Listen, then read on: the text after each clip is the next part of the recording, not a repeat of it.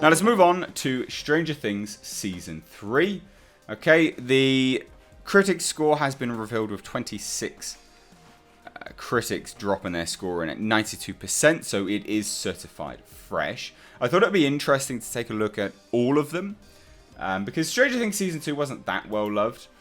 Now Stranger Things 1 was universally praised, everyone loved it, but Stranger Things Season 2 not so much, so I thought it'd be interesting to take a look. 96% for Stranger Things Season 1.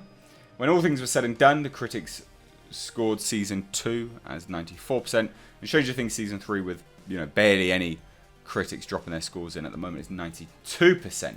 So it's looking quite good. But Stranger Things Season 3 as a whole, let's take a look at some of these reviews. We'll be able to take a look at all of them, to be perfectly honest. There's not... Oh, good. Good job.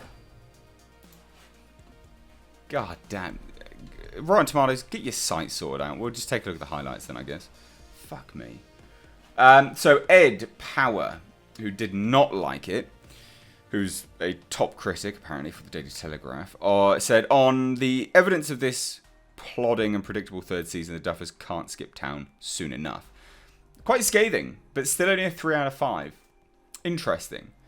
Brandon Katz of The Observer said Season 3 balances good-natured laughs with charming nostalgia through likeable characters doing battle against looming horrors, yet it feels like it's propping up its past to justify its present. Interesting, so maybe a reference to Season 2 not being so good. By doubling down on relationship stories, Season 3 of Stranger Things delivers an oft charming, deeper than expected, and ultimately enjoyable new chapter. Susie Fie wrote, our heroes are not the goofy young kids they used to be. The third series realigns and reconfigures them in new combinations and allegiances.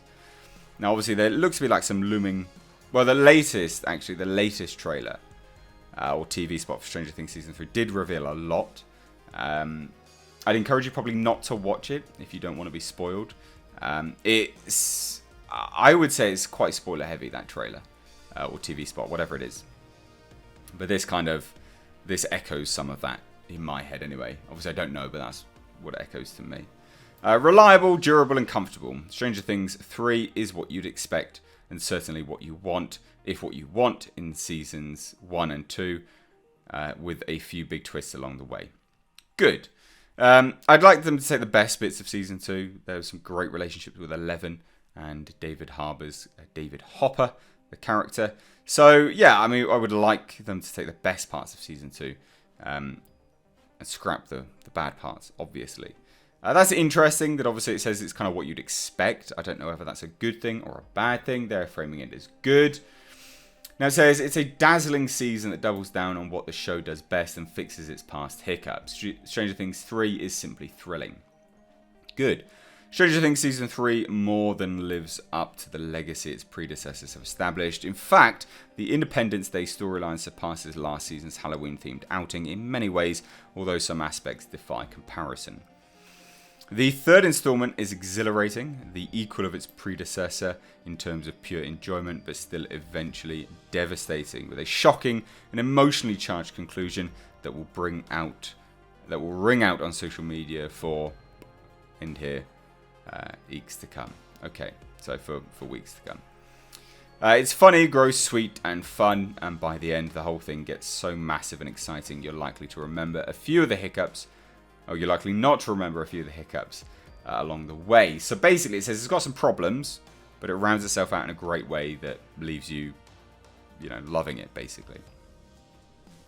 While always shot through with humour, the third season leans heavily on the comedy, pulling off laugh-out-loud slapstick moments, and a story that embraces its stupidity. Sounds good. This does sound good.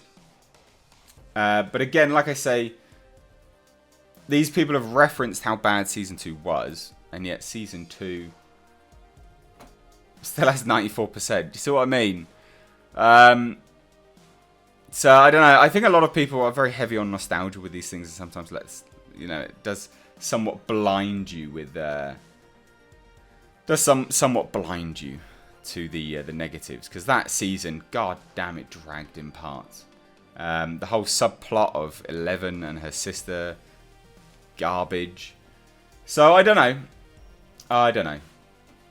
I am looking forward to this. I will watch this. I will probably just do an overall review of the season. Last year, I did a episode-by-episode review. Didn't go down as well as I thought it would, so I won't be doing that again. But I want to hear your thoughts. Are you looking forward to Stranger Things Season 3? A lot of people have said this will probably continue up to about 5 seasons, which is a lot. But let me know. What do you think? Let me know down below in the comments section. And like I said at the start, if you are new here, please do hit subscribe. You can stay up to date on this, the daily dose of pop culture and movie news all in one place. The wrap up. This is a highlight video. But yeah, guys, thanks so much for watching. Take care.